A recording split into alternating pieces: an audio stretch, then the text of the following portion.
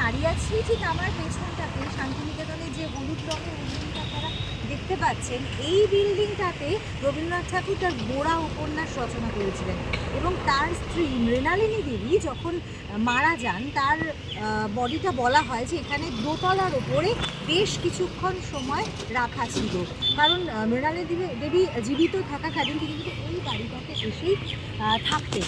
আর এখানেই কিন্তু গড়ে উঠেছে মৃণালিনী আনন্দ পাঠশালা, যেখানে গাছের তলায় তলায় কিন্তু একদম নার্সারি থেকে ক্লাস 11-12 পর্যন্ত পড়ানো হয় এবং সেখানটাতে গাছের তলায় পড়ানোর ব্যবস্থা এবং সমস্ত ছাত্রছাত্রীরাও কিন্তু নিচে বসে পড়াশুনো করে এবং শিক্ষকও যখন পড়াশুনো করান, যখন পাঠ করান, তখন কিন্তু তিনি কখনোই বসেন না।